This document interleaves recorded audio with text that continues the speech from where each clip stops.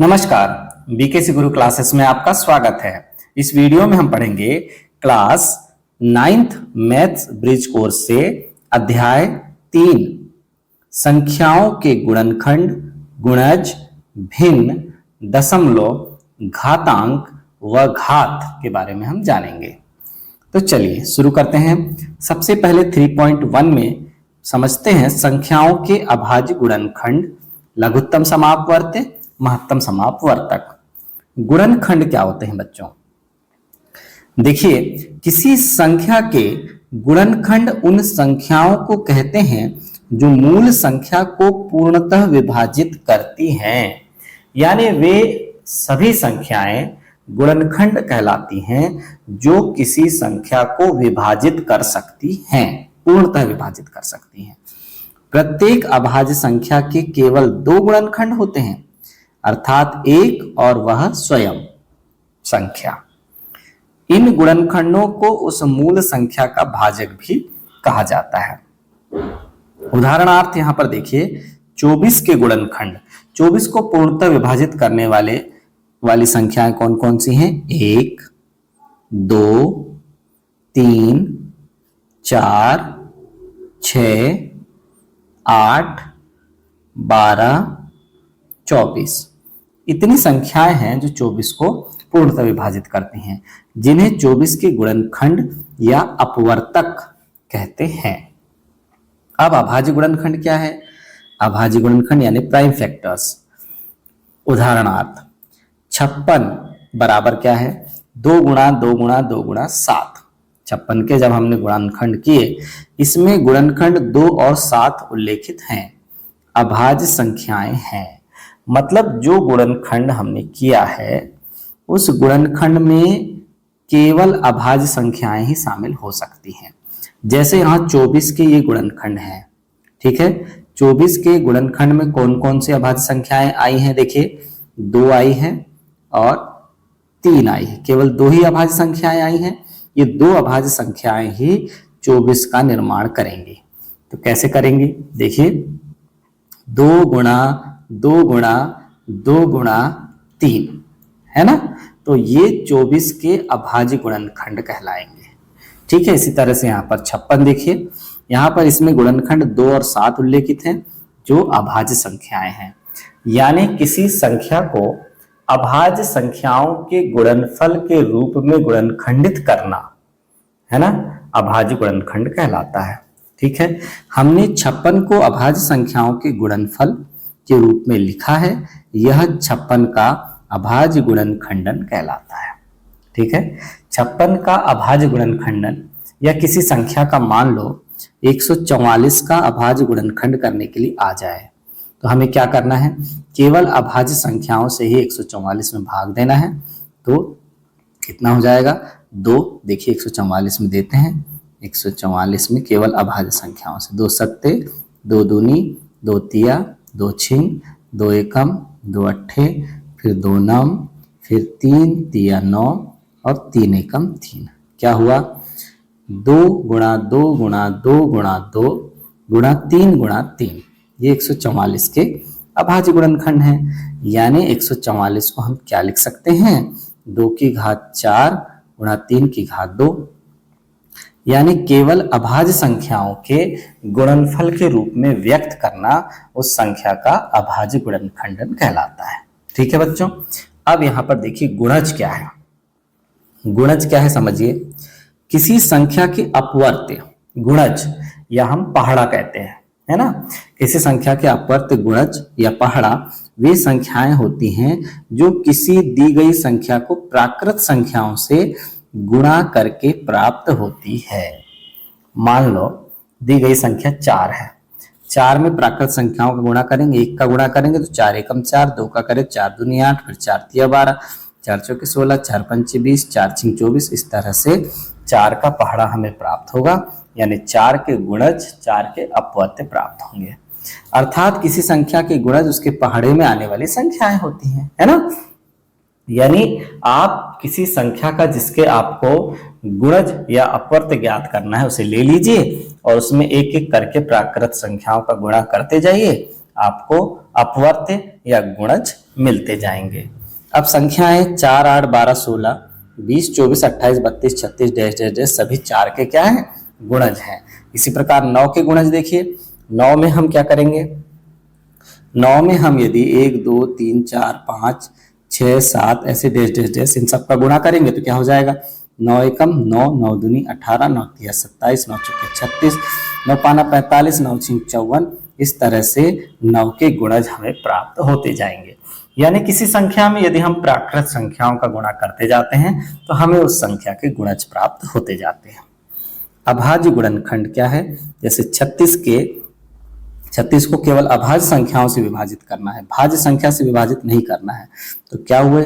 36 के अभाज्य गुणनखंडन क्या हुए? 2 गुणा 2 गुणा 3 गुणा 3। यानी 2 और 3 ऐसी संख्याएं हैं जो 36 को अभाज्य गुणनखंडन के रूप में व्यक्त कर सकती हैं। ठीक है। अब यहाँ पर देखिए 256 के अभाज्य गुणनखंडन करना है हमको, तो क्या लिखेंगे? ये उसके अभाज्य गुणनखंड है। 2 गुणा 2 गुणा 2 गुणा 2 गुणा 2 गुणा 2 गुणा 2 गुणा 2। ठीक है बच्चों। अब यहाँ पर कार्यपत्रक 1 आया।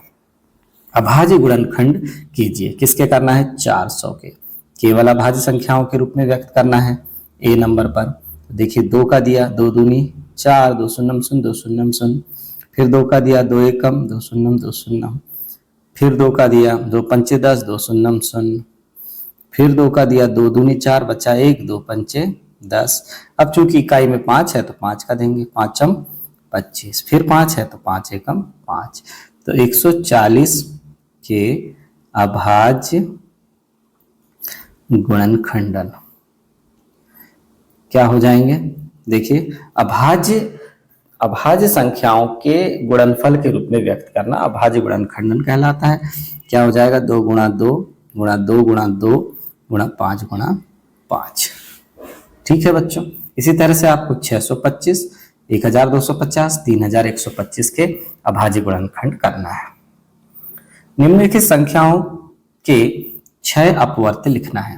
पहली संख्या है 6, तो 6 एकम 6, 6 दूनी 12, 6 त्री 18, 6 चौके 24, 6 पंचे 30, 6 छिंग 36। इसी प्रकार दूसरी बी नंबर की संख्या है, इसके 6 अपवर्त्य क्या हो जाएंगे? 8 एकम 8, 8 दूनी 16, 8 त्री 24, 8 चौके 32, 8 पंचे 40, 8 छिंग 48। ठीक है। इस तरह से अपवर्त्य निकाले जाते हैं बच्चों। इसी तरह से आप 12 के और 20 के अपवर्त्य आप यहां लिख देंगे। देखिए सत्य असत्य बताइए। सत्य असत्य बताना है। 2 सम संख्याओं का योगफल 4 का गुणज होता है। जब भी हम 2 सम संख्याओं को जोड़ते हैं तो उनका गुणनफल जो है वो 4 का गुणज होता है। ये हमको बताना है कि वास्तव में ये सत्य है कि नहीं। हम जोड़ के देखते हैं। 2 सम संख्याएं हैं, हमने जोड़ दिया 2 और 4 को, 6 आया, तो वो सदैव 4 का गुणज होता है क्या? नहीं होता। यानी सदैव 4 का गुणज नहीं होता, यह कथन है असत्य। 2 विषम संख्याओं का योगफल 5 का गुणज होता है क्या? ये भी हम करके देखते हैं। 3 और 5 विषम संख्याओं को जोड़ते हैं, 8 आया, 5 का गुणज है क्या? नहीं है। यह भी क्या है? असत्य है। संख्या 64 के अभाज्य गुणनखंडन 2 दूनी 4, 8, 8 दूनी 16, 16 दूनी 32, 32 दूनी 64 होते हैं। बिल्कुल सत्य है ये। 2 का 6 बार गुणा। सबसे छोटी भाज्य तथा सबसे छोटी अभाज्य संख्या लिखिए। अब यहाँ पर सत्य असत्य में आ गया है ये प्रश्न, हम लिख देते हैं। सबसे छोटी भाज्य संख्या कौन सी है? 4 है। और सबसे छोटी अभाज्य संख्या कौन सी है? 2 है। ये हमको ध्यान रखना है बच्चों। अब लघुत्तम समापवर्त्य। 2 या 2 से अधिक संख्याओं का लघुत्तम समापवर्त्य या एलसीएम वह छोटी से छोटी संख्या होती है जिसमें दी हुई संख्याओं का भाग पूर्णतः चला जाए। यानी 2, 3 और 4 का अपवर्त्य विधि से लघुत्तम समापवर्त्य कैसे निकालेंगे? देखिए सबसे पहले 2 के गुणज या 2 के अपवर्त्य हमने लिख दिया। ये देखिए 2 के अपवर्त्य पहाड़े लिख दिया। फिर 3 के गुणज 3 के अपवर्त्य लिख दिया और 4 के गुणज 4 के अपवर्त्य ये लिख दिया। अब हमको क्या ज्ञात करना है? सम अपवर्त्य। क्या ज्ञात करना है? सम अपवर्त्य। पहले अपवर्त्य लिख दिया, फिर जिनमें अपवर्त्य समान है, इसके पास भी 12 है, इसके पास भी 12 है, इसके पास भी 12 है, तीनों के पास 24 है, तीनों के पास 36 भी मिलेगा आगे। तो ये क्या है? सम अपवर्त्य है। लेकिन हमको सम अपवर्त्य नहीं चाहिए, क्या चाहिए? लघुत्तम सम धन अपवर्त्य मिलकर हो गया समापवर्त्य, छोटे से छोटा सम अपवर्त्य। तो जो छोटे से छोटा सम अपवर्त्य जो तीनों में है वो कौन है? 12 है। तो सबसे उपरोक्त में से सबसे छोटा यानी लघुत्तम उभयनिष्ठ अपवर्त्य 12 है, अतः 2, 3 और 4 का लघुत्तम समापवर्त्य क्या है? 12 है। इसको हम सतत विभाजन विधि से ऐसे हल करेंगे। अपवर्त्य विधि से तो ऐसे 12 निकाला हमने, सतत विभाजन विधि से बहुत आसान है। तीनों को एक साथ लेंगे, फिर 2 का देंगे। देखिए 2, 3 और 4, तीनों को एक साथ लिया, 2 का भाग दिया, 2 एकम 2, 3 में नहीं जाता जैसे का वैसा, 2 दूनी 4, फिर 2 का भाग दिया, 1 में नहीं जाता, 3 में नहीं जाता, 2 एकम 2, जिसमें जाता है उसी में देते हैं। अब 3 का देंगे, 1 जैसे का वैसा, 3 एकम 3 और 1, जब तक तीनों भाग 1 ना हो जाए। हो गए? तो अब क्या होगा? LCM किस किस का? 2, 3 और 4 का लघुत्तम समापवर्त्य क्या निकल कर आया? 2 गुणा 2 गुणा 3, तो 3 दूनी 6 दूनी 12। ये सतत विभाजन विधि से इस तरह से लघुत्तम समापवर्त्य निकाला जाता है।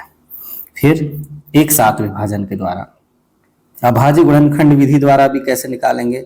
अभाज्य गुणनखंड विधि द्वारा यदि हमें LCM निकालना है तो सबके अलग अलग गुणनखंड करेंगे। ये देखिए 2 का गुणनखंड 2 बराबर 2, यहाँ लिख देंगे स्वयं अभाज्य संख्या है। स्वयं क्या है? अभाज्य संख्या है। 3 बराबर 3, ये भी क्या है? स्वयं अभाज्य संख्या है। ठीक है, इसलिए तो उसके गुणनखंड नहीं है। 4 के गुणनखंड क्या हो गए? 2 गुणा 2। अब लघुत्तम समापवर्त्य कैसे निकलेगा? 2, 3 की सबसे बड़ी बड़ी घातें हमें लेना है। तो 4 के पास कितनी घातें हैं? 2 घातें हैं। इन दोनों के पास से कितनी घातें? 1 घातें हैं। तो LCM में लघुत्तम समापवर्त्य 2, 3, 4 कैसे निकलेगा? 2 की सबसे बड़ी घात कौन सी है तीनों में? 2 की घात 2 है। और 3 की सबसे बड़ी घात कौन सी है तीनों में? 3 की घात 1 है। यानी 2 दूनी 4 और 3, 4 तिया 12। ये आ जाएगा LCM 2, 3 और 4 का मान। इस तरह से अभाज्य गुणनखंड विधि से हल ज्ञात करते हैं।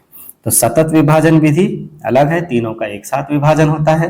अभाज्य गुणनखंड विधि में तीनों को अभाज्य गुणनखंड में बांटते हैं और उसके बाद संख्याओं में संबद्ध प्रत्येक अभाज्य गुणनखंड की सबसे बड़ी बड़ी घातों को हमको लेना होता है बच्चों। आगे देखिए महत्तम समापवर्तक कैसे निकालते हैं।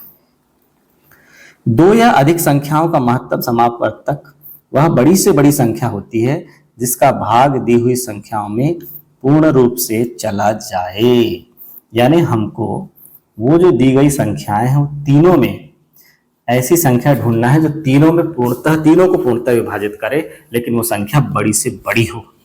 तो संख्याओं का महत्तम समापवर्तक का अर्थ सबसे बड़ा उभयनिष्ठ अपवर्तक, यानी ऐसा अपवर्तक जो तीनों में उभयनिष्ठ हो और सबसे बड़ा हो।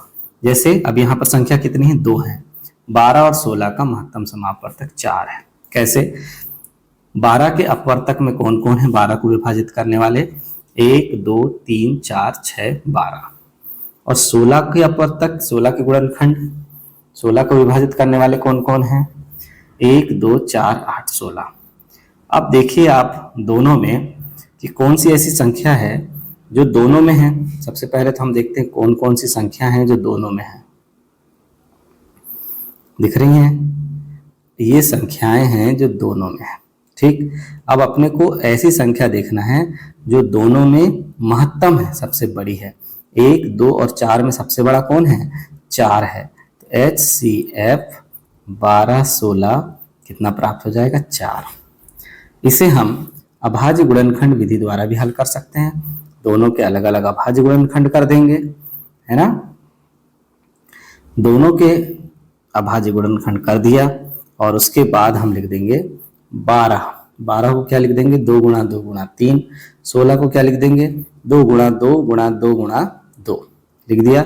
अब महत्तम समापवर्तक क्या होता है, संख्याओं में संबद्ध प्रत्येक उभयनिष्ठ अभाज्य गुणनखंडों की सबसे छोटी घात। अब उभयनिष्ठ कौन है, देखो इनको घात के रूप में लिख देते हैं।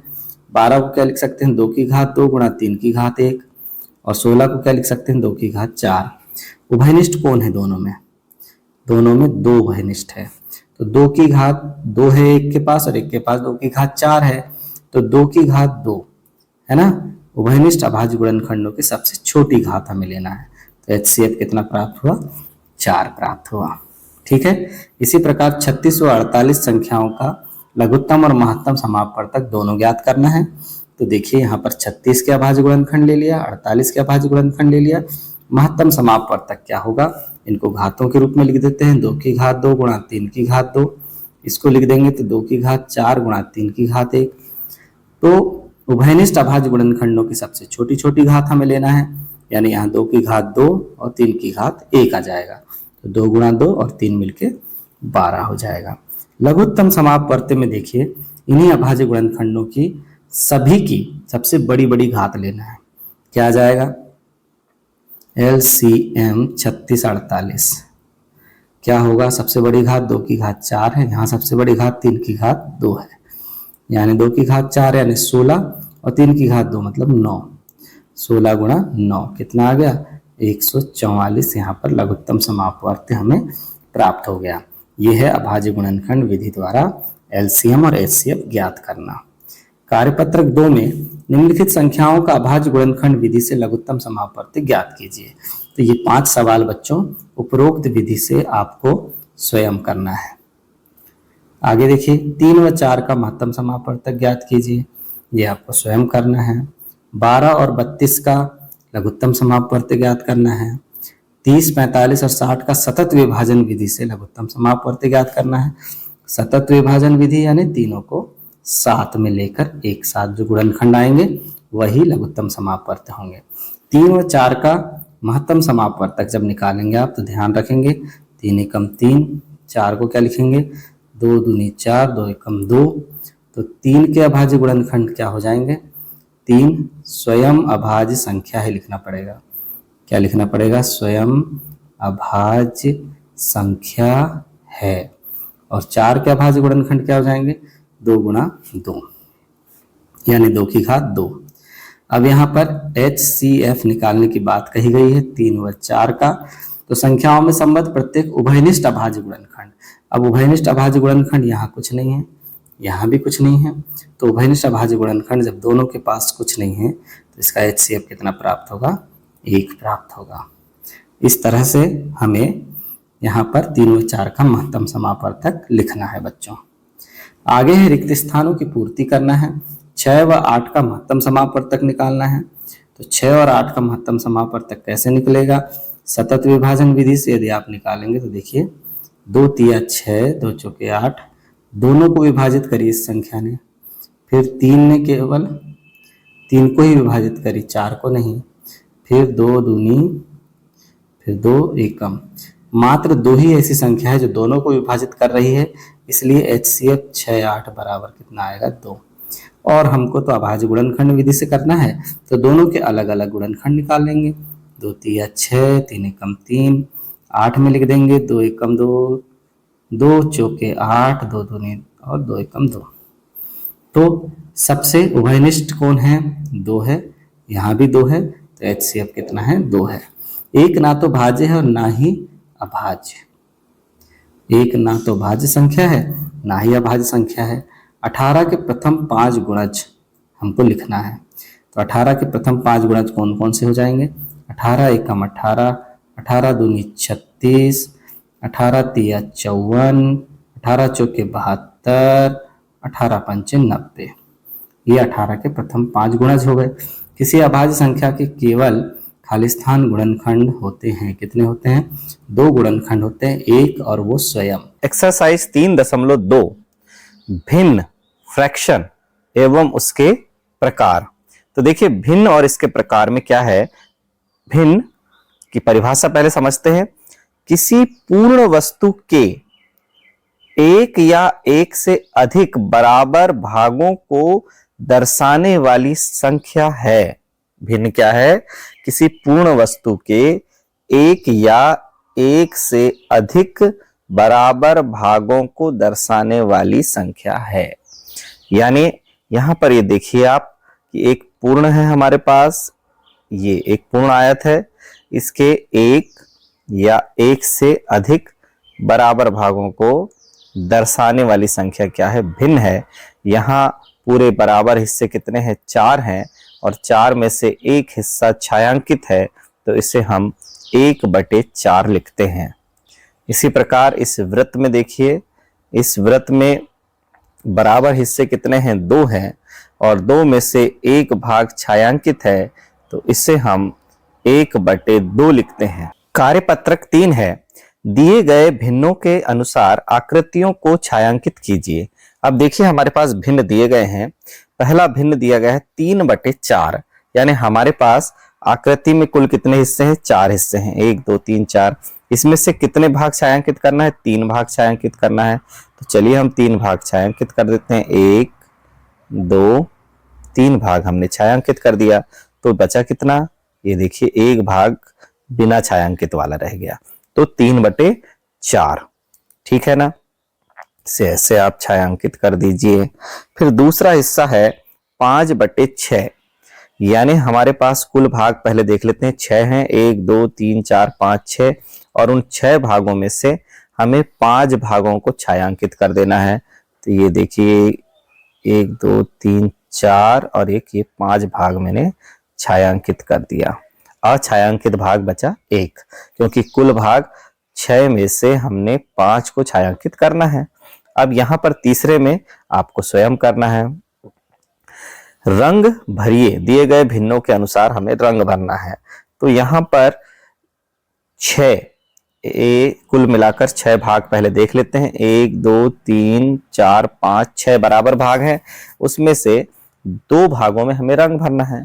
तो 2 भागों में हम रंग भर देंगे। ये देखिए ऊपर के ये 2 भागों में मैंने रंग भर दिया, तो ये कितना भाग छायांकित हो गया? 2/6। इसी प्रकार 4 भाग छायांकित करना है आपको 6 में से, और 5 भाग छायांकित करना है आपको 8 में से इस आकृति में। भिन्न के बराबर वस्तुओं पर गोला लगाइए। अब यहां पर देखिए भिन्न के बराबर वस्तुओं पर गोला लगाना है। 14 का मतलब गुणा 1/2, तो 2 सत्ते 14 और 7 एकम 7, कितना आया? 14 का 1/2 जब हम करेंगे तो यहां पर कितना आ जाएगा? 7 आ जाएगा। यानी 7 बटनों पर हमें क्या लगा देना है? घेरा लगा देना है। ठीक बच्चों, अब यहां पर 16 का 1/4, 16 का 1/4 आप करेंगे, 20 का 1/5 करेंगे, और जो भी आएगा उतनी बटनों पर आपको घेरा लगाना है। यहां पर कार्यपत्रक 6 है। देखिए कार्यपत्रक 6 क्या कह रहा है? 40 का 2/5, यानी सबसे पहले हम लिख देंगे 40 और इसका लगा देंगे का 2/5, यानी 5 एकम 5 और 5 अट्ठे 40। तो कितना हो जाएगा? 8 का 2 से गुणा कर देंगे तो 16 आ जाएगा। 40 का 2/5 16 आ जाएगा। इसी प्रकार 18 का 1/3, 100 का 10वां भाग और 24 का 1/4 हमें ज्ञात करना है। 100 का 10वां भाग यानी क्या हो जाएगा? 100 का 10वां भाग यानी 1/10, उसे हम ऐसे लिख देंगे 100 गुणा 1/10, और 1 शून्य से 1 शून्य कट जाएगा, तो 10 एकम 10 आ जाएगा। इसी प्रकार 24 का 1/4 यानी 24 का 1/4 हमें निकालना है। भिन्नों के प्रकार समझिए। यहां पर समभिन्न यानी प्रॉपर फ्रैक्शन क्या है? प्रॉपर फ्रैक्शन देखिए, वह भिन्न जिसमें अंश का मान सदैव हर के मान से छोटा होता है, समभिन्न कहलाता है। अंश का मान सदैव छोटा होता है। देखिए अंश का मान मान लो 3 है, हर का मान 5 है, अंश का मान सदैव छोटा होता है। 3 छोटा है ना 5 से, तो वह प्रॉपर भिन्न या समभिन्न कहलाता है। जैसे 3/4, 5/7, 2/9, 5/9 इत्यादि। विषम भिन्न क्या है? देखिए विषम भिन्न यानी इम्प्रॉपर फ्रैक्शन, वह भिन्न जिसमें अंश का मान सदैव हर के मान से बड़ा होता है विषम भिन्न कहलाता है। अब देखो यहाँ पर अंश का मान लो 15 है, हर का मान 8 है, तो अंश कैसा है, बड़ा है, और हर कैसा है, छोटा है। तो अंश का मान सदैव हर के मान से बड़ा होता है, तो उसे विषम या इम्प्रॉपर भिन्न कहते हैं। यहाँ जैसे 15/7, 6/5, 27/19 इत्यादि दिया गया है। मिश्र भिन्न यानी मिक्स्ड फ्रैक्शन। मिश्र भिन्न एक ऐसी संख्या है जिसमें एक भाग पूर्ण संख्या और एक सम यानी उचित भिन्न होती है। इसे देखिए, सम भिन्न को हम उचित भिन्न भी कहते हैं, है ना, और विषम भिन्न को हम अनुचित भिन्न भी कहते हैं, यह भी ध्यान रखना है। मिश्र भिन्न क्या है? मिश्र भिन्न एक ऐसी संख्या है जिसमें एक भाग पूर्ण संख्या और एक सम यानी उचित भिन्न होती है। इसे मिश्रित संख्या भी कहा जाता है। यानी जब भी हमें कोई विषम भिन्न प्राप्त होता है, मान लो हमें कोई विषम भिन्न प्राप्त हुआ, तो उस विषम भिन्न को हम मिश्र भिन्न में बदल देते हैं। यानी इस 4 का भाग जब आप 19 में देंगे तो 4 चौके 16, बचा कितना, 3। तो भागफल सही शेषफल बटे भाजक, यानी 4 सही 3/4। इस तरह से मिश्र भिन्न को लिखा जाता है। और भी एक संख्या लेते हैं, यदि हमारे पास 5/4 है, तो ये भी देखिए क्या है, विषम भिन्न है। यानी आपने क्या किया, 4 का भाग 5 में दिया, तो 4 एकम 4, बचा 1, 1 सही 1/4, कितना प्राप्त हुआ, 1 सही 1/4, यानी भागफल सही शेषफल बटे भाजक। इस तरह से हमें मिश्र भिन्न में बदलना है, किसे, विषम भिन्न को। जैसे 2 सही 1/2, यानी इसमें 2 पूर्ण है और 1/2 अपूर्ण है। एक मिश्रित भिन्न है जिसमें 2 पूर्ण संख्या है और 1/2 सम भिन्न है, अर्थात अपूर्ण है। वो 2 सही 1/2 को हम क्या लिख सकते हैं, 2 धन 1/2 लिख सकते हैं। सही यानी पूर्ण है पूरा पूरा। अब समझते हैं इकाई भिन्न किसे कहते हैं। तो देखिए इकाई भिन्न क्या है। जब एक इकाई को कई समान भागों में विभाजित किया जाता है तो प्रत्येक भाग को भिन्नात्मक इकाई कहा जाता है। यानी कोई एक इकाई है, हमारे पास एक इकाई है यानी एक वृत्त है, इसके 2 बराबर भाग कर दिया, तो प्रत्येक भाग भिन्नात्मक इकाई कहलाता है। यानी ये भाग भी 1/2 कहलाएगा और ये भाग भी 1/2 कहलाएगा।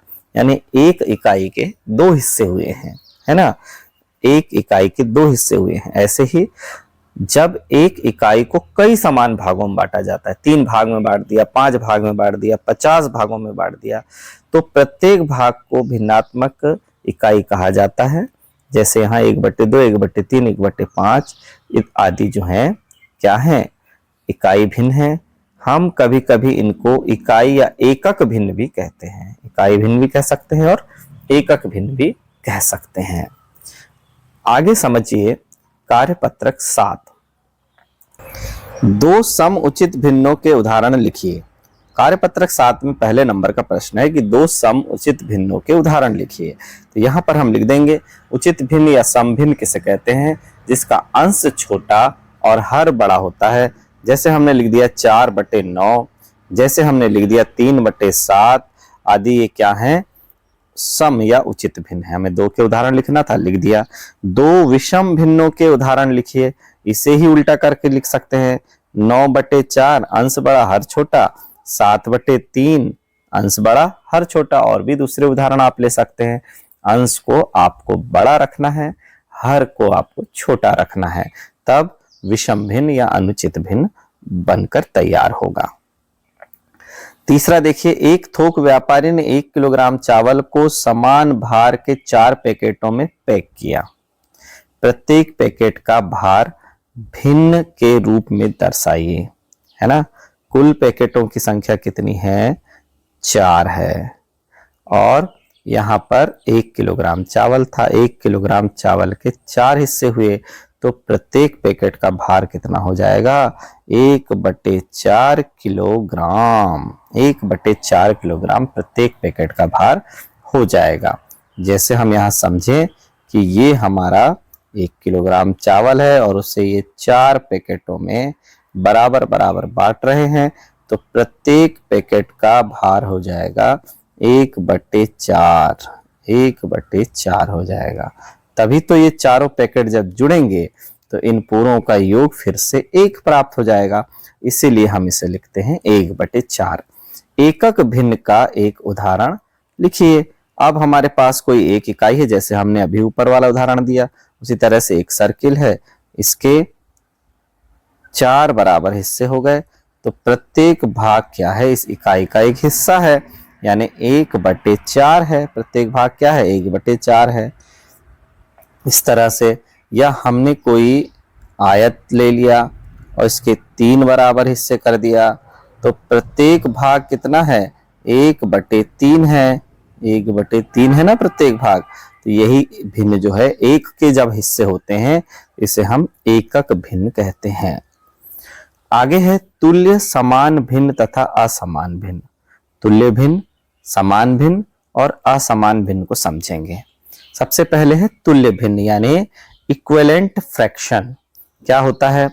ऐसी भिन्ने जिनके अंश तथा हर अलग अलग होते हैं। अंश भी अलग है और हर भी अलग है, लेकिन उनका मान बराबर होता है। उदाहरण के लिए 1/2, 2/4 और 3/6 तुल्य भिन्न हैं, क्योंकि इन्हें सरल करने पर भी सभी का मान 1/2 आता है। यानी जब हम किसी भिन्न के अंश और हर में समान संख्या का गुणा कर देते हैं तो मान में तो कोई बदलाव नहीं होता, परंतु अंश और हर के अंक बदल जाते हैं। ऐसी स्थिति को हम तुल्य भिन्न कहते हैं, है ना। जब हम तराजू में कोई चीज, कोई वस्तु को हमने 1 किलोग्राम तौला और फिर हमने अचानक दोनों तरफ 1 किलोग्राम तौल दिया, एक तरफ 1 किलोग्राम का बाट है, दूसरी तरफ 1 किलोग्राम सब्जी है, और दोनों तरफ हमने 200 ग्राम के बाट और रख दिए, तो क्या तराजू पर कोई फर्क पड़ेगा? दोनों ओर भार बढ़ गया, लेकिन तराजू अब भी बिल्कुल सीधा होगा और सही तौल के साथ नजर आएगा। इसका मतलब ये है कि समान संख्या का अंश और हर में गुणा करने पर मान में कोई परिवर्तन नहीं होता। इस तरह से बने भिन्नों को हम तुल्य भिन्न कहते हैं। जैसे हम यहाँ पर एक और उदाहरण ले लेते हैं। मान लो हमारे पास कोई भिन्न है 2/5 है। अब इस भिन्न में ऊपर मैंने 2/5 में ऊपर नीचे 2 का गुणा कर दिया, तो 4/10 हो गया। तो 2/5 की तुल्य भिन्न क्या हो गई? 4/10। अब इसी 2/5 में मैंने 3 का गुणा कर दिया ऊपर नीचे, तो कितना हो गया? 6/15 हो गया। इसी तरह से इस भिन्न के तुल्य भिन्न हम ज्ञात कर सकते हैं। अब समान भिन्न क्या है? ऐसी भिन्ने जिनके हर समान हो, समान भिन्ने कहलाती हैं। उदाहरण के लिए 2/7, 3/7 तथा 4/7 सभी समान भिन्न हैं, क्योंकि सभी का हर 7 है, जो कि समान है। हर समान वाले भिन्न क्या कहलाते हैं? समान भिन्न। जब हमें दो भिन्नों को जोड़ना, घटाना होता है, तो हमें सबसे पहले हर ही तो समान करना होता है ना। तो हर समान वाले जो भिन्न हैं वो समान भिन्न कहलाते हैं। तो असमान भिन्न क्या है? देखिए, ऐसे भिन्न जिनके हर अलग अलग हों। उदाहरण के लिए 2/7, 3/5 तथा 4/9 आदि असमान भिन्न हैं। यानी हर जिनके अलग अलग होते हैं वो असमान भिन्न, और हर जिनके समान होते हैं वो समान भिन्न, है ना बच्चों। आसान। अब 2/5 भिन्न के 4 तुल्य भिन्न लिखिए। तो ये देखिए, हमने 3 तुल्य भिन्न तो लिख ही दिए थे। अब 2/5 का चौथा तुल्य भिन्न भी 4/4 का गुणा कर देंगे तो कितना आ जाएगा? यहाँ पर 8/20 आ जाएगा। इस तरह से हमें 2/5 के 4 तुल्य भिन्न यहाँ लिख देना है। निम्नलिखित भिन्नों में से समान भिन्नों के समूह बनाइए। ये समूह आपको स्वयं बनाना है बच्चों। आप देख लेंगे कि हर में 7 वाले भिन्न कौन कौन से हैं। हर में 9 वाले भिन्न कौन कौन से हैं और हर में 11 वाले भिन्न कौन कौन से हैं, वही समान भिन्न के आप यहाँ पर अलग अलग समूह बना लेंगे। विषम भिन्नों को मिश्र भिन्न में बदलिए। हमने ऊपर आपको बताया है कि भैया ये 19 है, हर का भाग जब हम 60 में यानी अंश में देते हैं तो 19 तिया क्या होता है 57 हो जाता है, और फिर ये 3 शेष बच जाता है। तो हम इसे लिखते हैं भागफल सही शेषफल बटे भाजक, यानी 3 सही 3 बटे 19 किसे लिखा जा सकता है 60 बटे 19 को। इसी तरह से 113 बटे 20 को आपको स्वयं बदलना है मिश्र भिन्न में। अब मिश्र भिन्न को विषम भिन्न में बदलिए। तो जैसा हमने उसे मिश्र में बदला था, फिर से उसे विषम में बदलने के लिए भागफल का गुणा किससे करेंगे भाजक से, और उसमें क्या जोड़ देंगे शेषफल जोड़ देंगे। क्या हो जाएगा 25 गुणा 3 धन 1 और 3 जैसे का वैसा रहेगा। क्या हो जाएगा 25 तिया 75 और 76 बटे 3। इस तरह से मिश्र भिन्न को विषम भिन्न में बदला जाता है। इस बी नंबर के सवाल को आपको स्वयं करना है। 11 बटे 7 भिन्न के 4 तुल्य भिन्न लिखना है। तो 11 बटे 7 के 4 तुल्य भिन्न क्या क्या हो जाएंगे, ऊपर नीचे 2 का गुणा कीजिए, फिर ऊपर नीचे 3 का गुणा कीजिए, फिर ऊपर नीचे 4 का गुणा कीजिए, फिर ऊपर नीचे 5 का गुणा कीजिए। आपको तुल्य भिन्न मिलती जाएंगी। तो आपको ऐसी 4 तुल्य भिन्न यहाँ लिखना है बच्चों। निम्नलिखित भिन्नों के को न्यूनतम पदों में व्यक्त कीजिए। जब हम तुल्य भिन्न निकालते हैं तो तुल्य भिन्न उसका न्यूनतम पद नहीं होता। जब हम उस भिन्न को सरल करके काट कर छोटे से छोटे रूप में बदल सकते हैं, जिसे और अधिक सरल नहीं किया जा सकता, जिसमें अंश और हर सह अभाज्य हो जाते हैं, यानी किसी एक निश्चित संख्या से एक को छोड़कर किसी अन्य निश्चित संख्या से विभाजित नहीं हो सकते और अधिक उन्हें किसी संख्या से विभाजित नहीं किया जा सकता। ऐसी स्थिति को हम कहते हैं कि अब ये जो है सह अभाज्य रूप में है, न्यूनतम पदों के रूप में व्यक्त हैं। जैसे यहाँ पर हमारे पास है 17 बटे 51। तो हम इसे जब सरल करेंगे तो 17 एकम 17, 17 तिया 51 है, 1 बटे 3 है, और किसी संख्या से ये नहीं काटे जा सकते, यानी ये न्यूनतम पदों में व्यक्त हो चुके हैं। 1 बटे 3 17 बटे 51 का न्यूनतम पद है। आइए अब लेते हैं प्रश्नावली 3.3 भिन्नों में संक्रियाएं। समझते हैं 3.3 भिन्नों पर संक्रियाएं, यानी भिन्नों को जोड़ना, भिन्नों को घटाना, भिन्नों का गुणा, भिन्नों का भाग। तो जमा योग हर समान होने पर कैसे जोड़ें। यहां देखिए, यहां दिया हुआ है 1 बटे 6 धन 2 बटे 6। हर समान है तो हर समान होने पर क्या हो जाएगा 1 बटे 6 धन 2 बटे 6 को जब हम जोड़ेंगे तो हर समान है तो उसका एलसीएम भी 6 का 6 ही आएगा। देखिए 6 और 6 का जब लघुत्तम समापवर्ती निकालेंगे तो 6 ही रहेगा, है ना। और अंश आपस में जुड़ जाएंगे। 1 धन 2 बराबर हो जाएगा 3 बटे 6।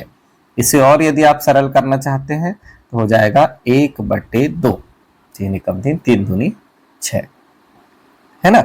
इस तरह से हम समान हर वाले भिन्नों को जोड़ेंगे। आपको ये दूसरे नंबर वाला हल करना है। फिर देखिए हर असमान होने पर, अब यदि हर असमान है तो सबसे पहले तो हम उनके हर को समान करें।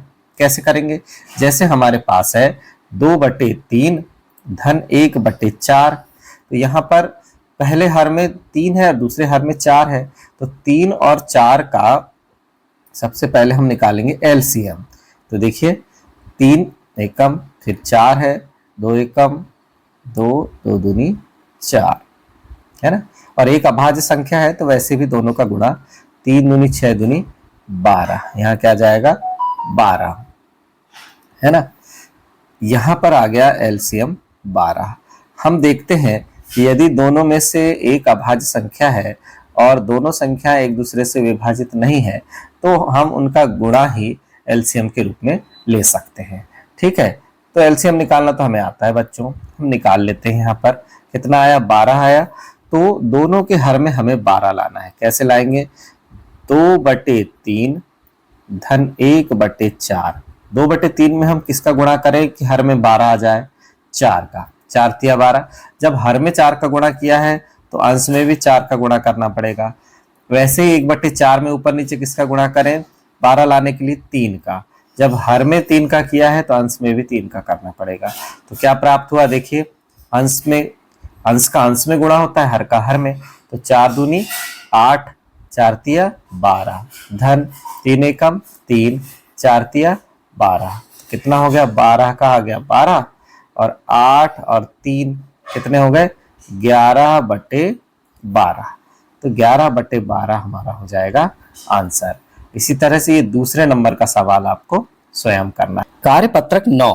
तो देखिए प्रश्न है, सरल कीजिए। यहां पर देखिए 1/8 धन 1/8 हर समान है, तो सीधे क्या हो जाएगा, 1/8 धन 1/8 हर समान है, तो 8 का 8 का एलसीएम 8 हो गया। तो 1 धन 1 अंश जुड़ जाएंगे तो हमें सीधे प्राप्त हो जाएगा 2/8। जब इसे हम काट देंगे तो क्या प्राप्त होगा, 1/4। इसी प्रकार ये सवाल नंबर बी और सवाल नंबर सी आपको स्वयं करना है बच्चों। आगे लेते हैं अब असमान हर वाले सवालों को कैसे हल करना है। तो देखिए 1/6 धन 1/8 है, तो दोनों के हर में क्या है, 6 है और 8 है। 6 और 8 का ले लेंगे एलसीएम। 2 तिया 6, 2 चौके 8, फिर 2 का दिया 3, 2 दूनी 4, फिर 2 का दिया 3, 2 एकम 2 और फिर 3 का दे दिया तो 3 एकम 3।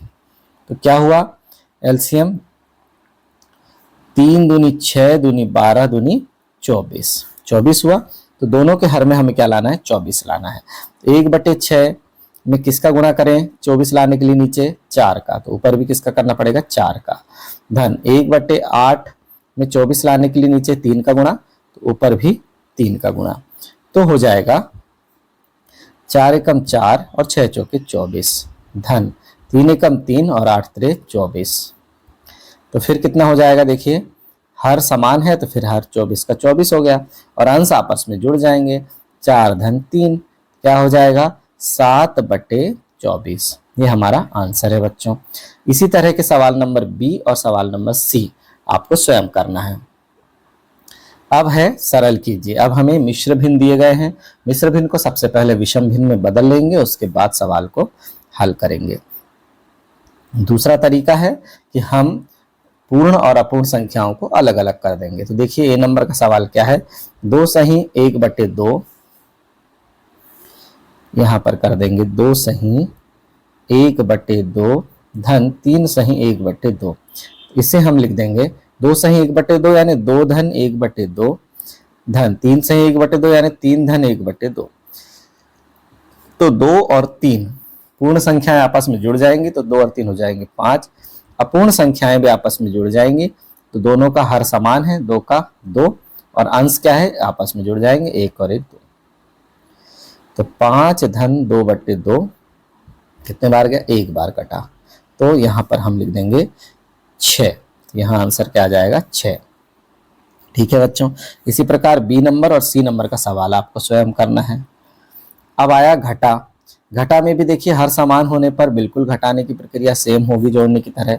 जैसे पहला सवाल है कि 2/3 माइनस 1/3। अब यहाँ पर 3 का 3 लिख देंगे, अंश हो जाएगा 2 ऋण 1 यानी 1/3। इसी तरह से इस सवाल नंबर 2 आपको करना है। हर असमान होने पर कैसे करना है, देखिए यहाँ पर हमारे पास है 4/3 ऋण 1/2। तो 3 और 2 का जब हम लघुत्तम लेंगे तो क्या हो जाएगा, 2 एकम 2 और 3 एकम 3 यानी 2 तिया 6। एलसीएम कितना है, 6। तो दोनों के हर में हमें क्या लाना है, 6 लाना है। 4/3 में अंश और हर में 2 का गुणा करना पड़ेगा हर को 6 लाने के लिए, और 1/2 में हर को 6 लाने के लिए 2 तिया 6, 3 का गुणा करना पड़ा तो अंश में भी 3 का गुणा करना पड़ेगा। तो हमें क्या प्राप्त हो जाएगा, 4 दूनी 8 और 3 दूनी 6 ऋण 3 एकम 3 और 3 दूनी 6। तो ये हो जाएगा 6, 8 ऋण 3 यानी 5/6 ये हमारा आंसर आया। तो इस तरह से हमें सरल कीजिए में ए बी सी डी ये 4 सवाल करना है और फिर सरल कीजिए में असमान हर वाले ए बी सी ये 3 सवाल करना है बच्चों। आगे देखिए फिर से सरल कीजिए। अब मिश्र भिन्नों को कैसे सरल करना है तो देखिए थोड़ा ध्यान दीजिएगा। 3 सही 1/2 ऋण 2 सही 1/2। अब देखिए यहां पर क्या हो जाएगा 3 धन 1/2 इसे तो हम लिख देंगे, लेकिन ये ऋण चिन्ह के अंदर यदि हम लिखेंगे 2 सही 1/2 को तो 2 धन 1/2 इस तरह से पहले कोष्टक लगाकर लिखना है। इसके बाद जब 3 धन 1/2 ऋण अंदर जाएगा तो ऋण 2 ऋण 1/2। अब देखिए पूर्ण संख्याओं में से पूर्ण संख्या घट जाएगी तो 3 में से 2 घट जाएगा तो कितना होगा 1, और यहाँ पर 1/2 से 1/2 घट जाएगा तो 0। तो आंसर कितना आ जाएगा 1। इसी तरह से ये क्वेश्चन नंबर बी आपको स्वयं करना है। अब आता है भिन्नों का गुणा। भिन्नों का गुणा बहुत आसान है। अंश का गुणा अंश में करना होता है, हर का गुणा हर में करना होता है। तो हमारे पास सवाल है 3/2 गुणा 5/4। सीधे सीधे हमें अंश का गुणा अंश में कर देना है 3 गुणा 5 और हर का गुणा हर में कर देना है 2 गुणा 4। यदि कोई अंश हर की संख्या आपस में कट रही है तो उसे काट देना है, नहीं कट रही है तो सीधे देखिए 5 तिया 15 हो गया अंश में और 4 दूनी 8 हो गया हर में। ये हमारा आंसर है। इसी तरह से सवाल नंबर 2, 3, 4, 5, 6 आपको स्वयं करना है। जैसे यहाँ पर क्या है सवाल नंबर 5 में 50 का 1/5 भाग क्या हो जाएगा। देखिए इसे कैसे हल करना है। 50 का यानी गुणा 1/5, बस बहुत आसान है। अब 50 अंश का अंश में गुणा तो 50 गुणा 1 50 का अंश में गुणा हो जाएगा और 5 नीचे रहेगा। 5 एकम 5 5 धाम 50 तो कितना आया 10 आया। हर में 1 आया तो उसे नहीं लिखना है, ये हमारा आंसर है। इसी तरह से किसी संख्या का जब 0 से गुणा होता है तो 0 प्राप्त होता है। सरल कीजिए में आपको इन सवालों को हल करना है बच्चों। आगे देखिए फिर 14 का 5/8 बिल्कुल हमने जो अभी का वाला सवाल किया उसी की तर्ज पे आपको ये करना है। बॉक्स में उचित संख्या लिखिए। तो हमें 2/3 दिया गया है। 2/3 के अंश में किस संख्या का गुणा करें कि 10 आ जाए तो 2 पंचे 10 और हर में किसका गुणा करें कि 30 आए 3 धाम 30। तो देखिए बच्चों 5/10 का जब हम गुणा करेंगे तो 10/30 हमें प्राप्त हो जाएगा। आगे देखिए सरल कीजिए। अब हमारे पास सवाल है 2/3 गुणा 3/2 धन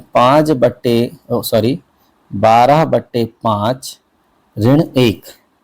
तो यहां देखिए क्या हो जाएगा। यहां पर देखिए जब हम इन दोनों का गुणा करेंगे तो 2 गुणा 3/3 गुणा 2 नीचे हो जाएगा धन 12/5 ऋण 1 ये जैसे का वैसा रहेगा। तो नीचे के 3 से ऊपर का 3 कट जाएगा, नीचे के 2 से ऊपर का 2 कट जाएगा, कुल मिला के 1 प्राप्त हो जाएगा। अब 1 में से 1 गया तो 0 हो गया और 12/5 तो उत्तर कितना आ गया 12/5 हमारा आंसर प्राप्त हो गया।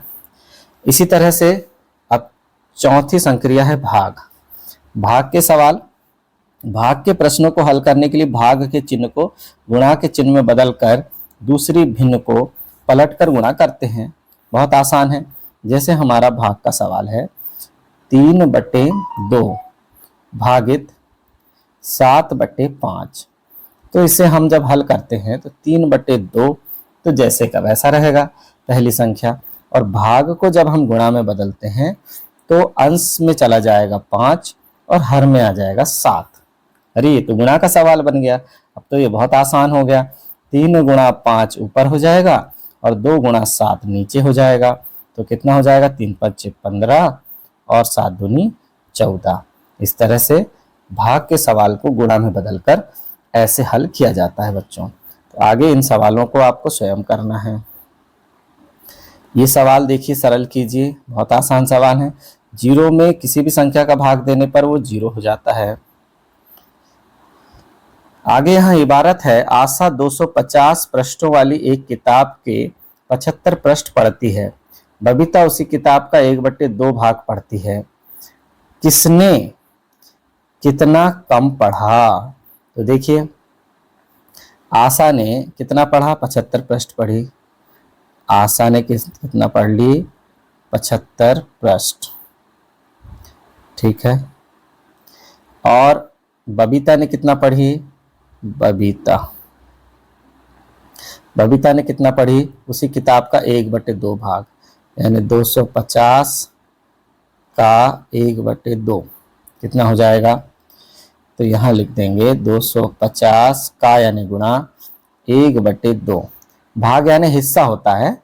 अब यहाँ पर देखिए 250 का गुणा हो जाएगा 1 से बटे 2, 2 एकम 2, 2 दूनी 4, 2 पंचे 10, 125 एकम 125। तो बबीता ने 125 पृष्ठ पढ़ी और आशा ने 75 पृष्ठ पढ़ी। किसने कितना कम पढ़ा?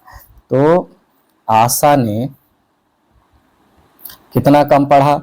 125 में से 75 घटा देंगे तो 50 पृष्ठ कम पढ़ी, है ना। आशा ने 50 पृष्ठ कम पढ़ाई की। इसी तरह से ये इबारत वाला सवाल नंबर 3 आपको स्वयं करना है। अब आते हैं एक्सरसाइज 3.4 पर। दशमलव, इसके प्रकार एवं इनमें संक्रियाएं। तो दशमलव देखिए, संख्या, वह संख्या जिसमें एक पूर्ण संख्या और उसके भिन्न भाग को एक दशमलव बिंदु द्वारा अलग किया जाता है। देखो, पूर्ण संख्या है और उसका जो भिन्न वाला भाग है उसको दशमलव के रूप में अलग किया जाता है अपूर्ण वाले भाग को। उदाहरण के रूप में दिया 70.5, यानी 70 है और 0.5 उसका अपूर्ण भाग है। यहाँ 70 और उसका भिन्न वाला भाग 1/2 है, ये दोनों समान हैं। दशमलव प्रसार के प्रकार हैं। सबसे पहले शांत दशमलव क्या होता है? तो वह दशमलव प्रसार जो पूर्ण रूप से समाप्त हो जाता है, यानी भाग देने पर जो उत्तर प्राप्त होता है हमें, वो पूर्ण रूप से समाप्त हो जाता है, यानी और आगे नहीं बढ़ता, वो शांत दशमलव है। जैसे 2.125, इसके आगे कुछ नहीं। 14.285 रुक गया, 0.359 रुक गया, तो ये शांत दशमलव है। अशांत व आवर्ती, यानी ऐसा दशमलव निरूपण जो बढ़ता ही जाता है 0.35 35 35 35 और आगे डैश डैश डैश, तो उससे हम बोलते हैं अशांत दशमलव। लेकिन ऐसे दशमलव को 0.35 बार बार आ रहा है तो उसके ऊपर बार लगाकर हम रोक सकते हैं। तो ऐसा दशमलव जो अशांत तो है लेकिन जिसे हम बार लगाकर रोक सकते हैं तो अशांत आवर्ती दशमलव निरूपण कहलाता है। लेकिन अशांत अनावर्ती दशमलव निरूपण क्या है? देखिए, अशांत दशमलव निरूपण क्या होता है? जो रुकता ही नहीं है, 03 003 0003 ये बढ़ता जाता है। लेकिन अशांत अनावर्ती दशमलव निरूपण क्या होता है कि जिसे हम बार लगाकर नहीं रोक सकते। अब बार लगाकर कहाँ से? 03 में आप बार नहीं लगा सकते, 03 बार बार थोड़ी ना आ रहा है, 03 003 0003, तो ये बदलते जा रही हैं संख्याएं, इसलिए जिसे हम बार लगाकर नहीं रोक सकते वो अशांत अनावर्ती दशमलव निरूपण कहलाता है। अब परिमेय संख्याओं का दशमलव निरूपण। परिमेय संख्याएं दी गई हैं। एक परिमेय संख्या का दशमलव प्रसार या तो शांत होता है या अशांत आवर्ती होता है। यानी ये जो ऊपर के जो 2 दशमलव प्रसार हैं, शांत और अशांत आवर्ती दशमलव प्रसार, ये दोनों परिमेय हैं, क्योंकि जो अशांत है उसे हम बार लगाकर रोक लिए और जो पहले से ही रुका हुआ है वो तो शांत है। ये दोनों परिमेय संख्याएं हैं। लेकिन अशांत अनावर्ती दशमलव निरूपण अपरिमेय संख्या का होता है। तो जो शांत होता है या अशांत व आवर्ती है, उदाहरण के लिए 2/5 को हमने हल किया तो 0.4 आया, खत्म, यानी 0.4 शांत है। फिर 181/5 में को हल किया तो 36.2 आया, ये भी शांत है। 7/2 को हल किया 3.5 आया, ये भी शांत है। 45/2 को हल किया 22.5 आया, ये भी शांत है। 2/7 को हल किया तो इस तरह की स्थिति आ रही है। तो 285714, 285714, तो 2/7 को हम क्या लिख सकते हैं, 0.285714। बार बार आ रहा है तो इस पर बार लगा दिया। क्योंकि हमने इसे बार लगाकर रोक लिया इसलिए यह दशमलव निरूपण अशांत आवर्ती है। 100/3 है, 10/3 है, इस तरह की संख्याएं आ रही 100/3 में, तो 33.3333, तो 3 बार के ऊपर बार लगा दिया कि 3 बार है ना। इसी तरह से आप देखिए शांत दशमलव का एक उदाहरण दीजिए। शांत दशमलव का उदाहरण क्या है, यदि हम 6 में 5 का भाग दे रहे हैं तो क्या हो जाएगा, 5 एकम 5, बचा 1 दशमलव लगाया 0, 5 दूनी 10, तो कितना आया 1.2। शांत दशमलव का एक उदाहरण है। आप शांत दशमलव के बहुत सारे उदाहरण लिख सकते हैं, कोई भी, है ना, जो रुक जाता है वो शांत दशमलव निरूपण है। ऐसे आप अनेक उदाहरण लिख सकते हैं। अशांत व आवर्ती दशमलव संख्या का उदाहरण दीजिए। मान लो आप 10 में 3 का भाग दे रहे हैं, क्या हो जा रहा है, 3.33333333 आते जा रहा है, तो इसे हम अशांत आवर्ती दशमलव निरूपण कहते हैं, जिसे बार लगाकर रोक सकते हैं। 13/10 का दशमलव में लिखिए, 13/10 को दशमलव में लिखेंगे तो क्या हो जाएगा, फिर 13, 10 एकम 10, बचा 3 दशमलव, यहाँ जाएगा 0, और 10 तिया 30, तो ये हो गया, कितना प्राप्त हुआ, 1.3 प्राप्त हुआ, है ना। इसी प्रकार 144/160 को 60 को दशमलव के रूप में लिखिए। छायांकित व अछायांकित भाग को दशमलव के रूप में लिखिए। अब ये भाग पूरा 1 इकाई है। अब 1 इकाई है मतलब यहाँ पर 100 डिब्बे हैं, 100 में से 20 छायांकित है तो 0.20 आ गया। और अछायांकित भाग 100 में से 80 छायांकित नहीं है तो 80/100 आया, यानी 0.80 आया। इस तरह से छायांकित और अछायांकित भाग को हमने अलग अलग लिखा। छायांकित और अछायांकित भाग को दशमलव में लिखिए, तो क्या लिख देंगे, छायांकित भाग कितना है, अब यहाँ पर 30 है ना, तो 30/100 यानी 0.30, और अछायांकित भाग कितने हैं, 70 हैं, 70/100 तो 0.7 लिख सकते हैं या 70 लिख सकते हैं। ठीक है बच्चों, अब यहाँ पर देखिए निम्नलिखित संख्याओं को बढ़ते क्रम में लिखना है, तो हमें देखना है कि पूर्ण संख्या किसकी बड़ी है। सबसे पहले बढ़ते क्रम में सबसे छोटे से सबसे बड़े तक जाते हैं। तो ए नंबर में देखिए सबसे छोटा कौन है, 1.4 है। इससे बड़ा कौन है, 1.4 से बड़ा कौन है, 1.8 है। फिर इससे बड़ा कौन है, 2 पूरे वाला यानी 2.2, और फिर उससे बड़ा कौन है, 3.0। इस तरह से इस बी नंबर के सवाल को आपको स्वयं करना है। निम्नलिखित संख्याओं को घटते क्रम में लिखना है। घटते क्रम में लिखने के लिए सबसे बड़ी संख्या को सबसे पहले लिखना होता है। तो देखिए घटते क्रम में क्या हो जाएगा, यहाँ 0.56, 0.67, 0.48, 0.73 है, तो सबसे पहले कौन आएगा, 0.73, 0.73। फिर उससे छोटा कौन है, 0.67 है। फिर उससे छोटा कौन है, 0.56 है। उससे छोटा कौन है, 0.48 है। ये हो जाएगा आंसर। ठीक है, दशमलव संख्याओं में संक्रियाएं, तो दशमलव संख्याओं को जब हम जोड़ेंगे तो दशमलव के नीचे दशमलव आएगा। कैसे, देखिए 4.5 है और उसमें 5.5 को जोड़ना है, दशमलव के नीचे दशमलव लाना अनिवार्य है। तो देखिए यहाँ पर क्या हो जाएगा, दशमलव के बाद की संख्या कहीं भी बहक जाए, दशमलव के नीचे दशमलव लाएंगे तभी तो इकाई के नीचे इकाई आएगा ना। 5, 10 की शून्य हासिल का 1, और ये 9 और 1 10, तो देखिए यहाँ पर आया 10.0। इसी तरह से इन सवालों को आपको स्वयं करना है।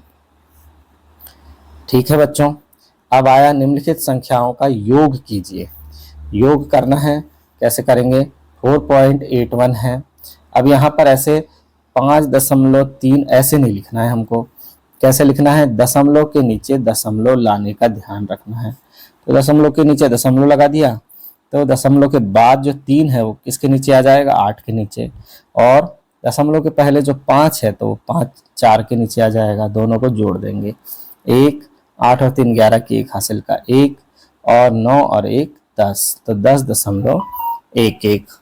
इस तरह से ये A B C D E F इन सवालों को आपको स्वयं करना है बच्चों। आगे अब देखिए इबारत दी गई है, इन इबारतों को आपको हल करना है। घटाने वाले सवाल लेते हैं। जैसे यहाँ पर एक संख्या है 123.09 में से किसे घटाना है, 0.09 को घटाना है। 9 से 9 गया 0, 0 से 0 गया 0, 3 में से 0 गया तो 3, फिर 2, फिर 1, 123.00 प्राप्त हो गया। इसी तरह से यहाँ पर हमें ध्यान रखना है कि यदि 1.8 में से हमें कितना घटाना है, ऋण 1.75 को घटाना है। तो यहाँ देख रहे हैं कि 8 के बाद कुछ नहीं, तो हम अपनी तरफ से शून्य लगा सकते हैं। एक उधार ले जाएंगे तो 10 हो जाएगा, 10 में से 5 गए 5, 7 में से 7 गए 0 और 1 में से 1 गया 0। इस तरह से 0.05 हमें प्राप्त हो जाएगा। बाकी के सवाल आपको स्वयं करना है बच्चों। इन कार्यपत्रक 16 के सवालों को। एक शर्ट का मूल्य 500.75 रुपए है, दुकानदार इसको 25.75 रुपए की छूट देता है, तो शर्ट को कितने रुपए में खरीदा जाएगा। अब देखिए 500.75 रुपए में कितने की छूट मिल गई, 25.75 रुपए की मिल गई। घटा देंगे तो हो जाएगा 0.0 अब यहाँ पर 10 हो जाएगा, 10 में से 5 गया 5, बचा 9, 9 में से 2 गए 7 और इधर आ जाएगा 4। 475 रुपए जो है उसे शर्ट के देने होंगे। इसी तरह से अब देखिए यहाँ पर है सवाल नंबर 2, ये आपको स्वयं करना है। फिर गुणा से संबंधित सवाल हैं। जब दशमलव संख्याओं को हम गुणा करते हैं तो किस तरह से करते हैं, देखिए यहाँ पर है 1.2 का गुणा 0.3 से है। सबसे पहले इस 3 का गुणा साधारण गुणा की तरह ही करते हैं। 3 दूनी 6, 3 एकम 3, फिर 0 का करेंगे, 0 2 0 और 0 1 0। अब हम इन दोनों को जोड़ देंगे, 6 3 0। अब यहाँ हम देख रहे हैं कि गुणा में पहली संख्या इकाई के बाद मतलब एक संख्या के बाद दशमलव है, यहाँ भी एक संख्या के बाद दशमलव, एक और एक कितना हुआ 2, तो उत्तर में हमें 2 संख्या के बाद दशमलव लेना है। दाएं से जब हम नापते हैं तो एक संख्या के बाद दशमलव और एक संख्या के बाद दशमलव, तो 2 संख्या के बाद दशमलव हमें लगा देना है ना। जैसे 2.735 में कितने संख्या के बाद दशमलव है, 1 2 3 के बाद दशमलव है ना। ऐसे हमें दशमलव गिनना है दाईं तरफ से बाईं तरफ कि कितनी संख्या के बाद दशमलव लगा है, तो दोनों संख्याओं का गिन लेंगे और उत्तर में जैसे इसमें दोनों संख्याओं में एक एक संख्या के बाद दशमलव है, तो उत्तर में 2 संख्या के बाद दशमलव हम लगा देंगे दाएं से बाएं। ठीक है बच्चों, ये इस तरह के ये 5 सवाल हैं यहाँ पर, ये आपको स्वयं करना है। आगे कार्यपत्रक दिया हुआ है, निम्नलिखित संख्याओं का गुणा किए बिना उत्तर लिखना है। अब गुणा किए बिना उत्तर लिखना है, 1000 का जब 5 से गुणा होगा तो कितना हो जाएगा 5000। सीधे सीधे है ना। गुणा किए बिना क्यों, क्योंकि हमें यहाँ देखना है 2 संख्याओं के बाद दशमलव है, तो ये 2 के बाद आप दशमलव लगा देंगे तो उत्तर आ जाएगा, है ना। तो 50.00 आ गया। यहाँ पर देखिए यहाँ पर कितना है 1000 है, हाँ तो 1000 यहाँ देखिए 105 के आगे सीधे सीधे 3 शून्य लगा देंगे और दशमलव कितनी संख्या के बाद है 2 के बाद, तो ये हो जाएगा 1050। ठीक है बच्चों, ये आगे की सी और डी नंबर के सवाल आपको स्वयं करना है। फिर ये इबारती सवाल नंबर 2 3 आपको करना है। ये भाग कैसे होता है दशमलव संख्याओं का, वो हमें देखना है। अब हमें यहाँ देखना है कि 12 भागित कितना लिखा है 0.2। आप दशमलव के बाद कितनी संख्या है वो देख लेते हैं। यहाँ पर देखिए दशमलव के बाद एक संख्या, जबकि 12 के पास दशमलव नहीं है, तो 12 के पास भी हमको दशमलव लाना है। 12 के पास दशमलव कहाँ है, यहाँ 12.0 भागित 0.2, यानी दोनों के पास दशमलव के बाद बराबर संख्या हमें बना देना है। अब दोनों के पास बराबर संख्या हो गई, दोनों के पास दशमलव के बाद एक एक अंक है ना, तो ये हो जाएगा दोनों से दशमलव हट जाएगा। कितना हो जाएगा 120 भागित 2। जैसे ही आपने दशमलव हटाया आप भाग कर पाएंगे। 120 में जब 2 का भाग देंगे तो 60 प्राप्त हो जाएगा। तो जब भी हम भाग के सवालों को हल करते हैं तो दशमलव को हटाना होता है, यानी संख्या के अंत में जिसमें दशमलव नहीं है वहां दशमलव लगा दो, जीरो लगा दो, और जितने अंकों में दशमलव एक अंक में है तो एक जीरो लगा दो, तो वो संख्या से दशमलव अपने आप हट जाता है। इसी तरह से यहाँ देखिए 400 भागित 0.01 है। तो यहाँ हम देख रहे हैं कि 2 संख्या के बाद दशमलव है यहाँ पर, है ना। क्या लिख देंगे 400.00 भागित 0.01, कितना हो जाएगा, ये हो जाएगा 40,000, दोनों के दशमलव हट जाएंगे, भागित 001 यानी उससे हम लिख देंगे 1। 40,000 में जब 1 का भाग देंगे तो 40,000 ही आ जाएगा, है ना। ये 40,000 ही हमारा आंसर होगा। ठीक है, तो अब पढ़ते हैं घातांक एवं घात। घातांक एवं घात। घातांक एवं घात में क्या है, हम बड़ी संख्याओं को घातांकों का प्रयोग करके संक्षिप्त रूप में लिख सकते हैं। जैसे हमारे पास 1000 है तो 10 गुणा 10 गुणा 10 यानी 10 की घात 3 हो गया। अब 10 की घात 3 गुणनफल क्या हो जाएगा, 10 गुणा 10 गुणा 10 को व्यक्त करता है। यह 10 आधार और 3 घातांक कहलाता है। 10 की घात 3 लिखा है यानी 10 है आधार और 3 क्या कहलाता है, घात या घातांक कहलाता है। ठीक है बच्चों, यहाँ 10 की घात 3 को 10 के ऊपर घात या पावर 3 या केवल 10 की तीसरी घात पढ़ा जाता है।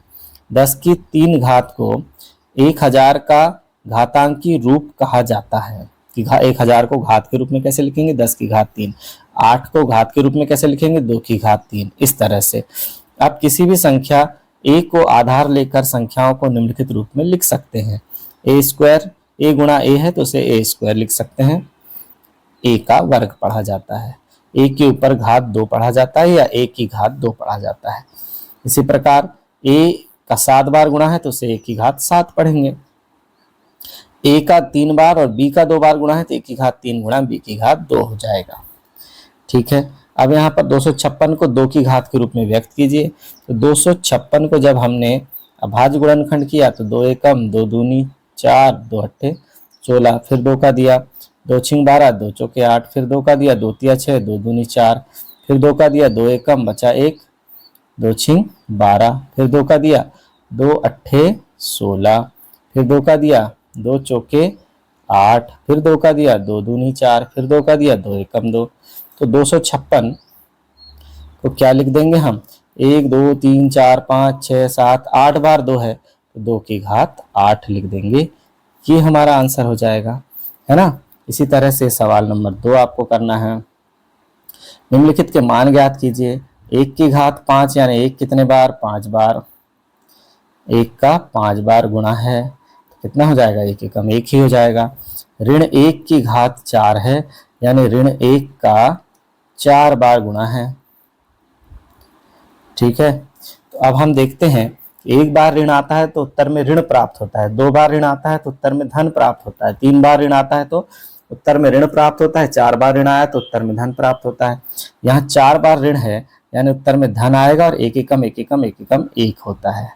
तो इस तरह से हमें ध्यान रखना है कि गुणा में जितने बार ऋण आता है, विषम बार ऋण आया तो उत्तर में ऋण आएगा और सम बार ऋण आता है तो उत्तर में धन आएगा। इसी तरह से बी नंबर का सवाल, ये सवाल नंबर 2, सवाल नंबर 3 आपको स्वयं करना है। बड़ी संख्या बताइए। 4 की घात 3 है तो इसे हम लिख देंगे 4 गुणा 4 गुणा 4 यानी यहाँ जाएगा 64। 3 की घात 4 है तो 3 की घात 4 क्या हो जाएगा, 3 गुणा 3 गुणा 3 गुणा 3 यानी यहाँ जाएगा 81। कौन बड़ा है, 3 की घात 4 बड़ा है 4 की घात 3 से। ठीक है, इसी तरह से जो बड़ा है उसके तरफ ये चिन्ह का मुंह खुला रहता है। ठीक है ना। अब सरल कीजिए, तो इन सवालों को आपको सरल करना है। 0 में किसी भी संख्या का गुणा करने पर 0 प्राप्त होता है। अब यहाँ है 2 गुणा 10 की घात 3 यानी 10 गुणा 10 गुणा 10 तो कितना हो जाएगा, 2 गुणा 1000, 1000 दूनी कितना हो जाएगा, 2000। इस तरह से इसे हल करना है। ऐसे ऋण 4 की घात 3, चूंकि घात 3 है इसलिए उत्तर ऋण में आएगा, तो कितना आ जाएगा, ऋण 64। घातांकों के नियम दिए गए हैं।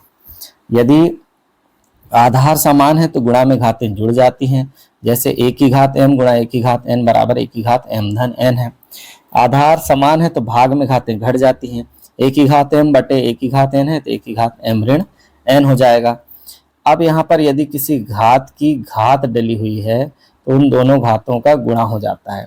जैसे 2 की घात 5 और पूरे की घात 3 है तो 2 की घात 5 गुणा 3 हो जाती है, यानी 2 की घात 15 हो जाएगी, है ना।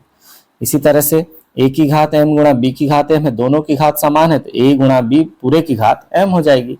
किसी भी संख्या की घात शून्य का मान 1 होता है और किसी भी संख्या की घात 1 का मान वह संख्या स्वयं होता है।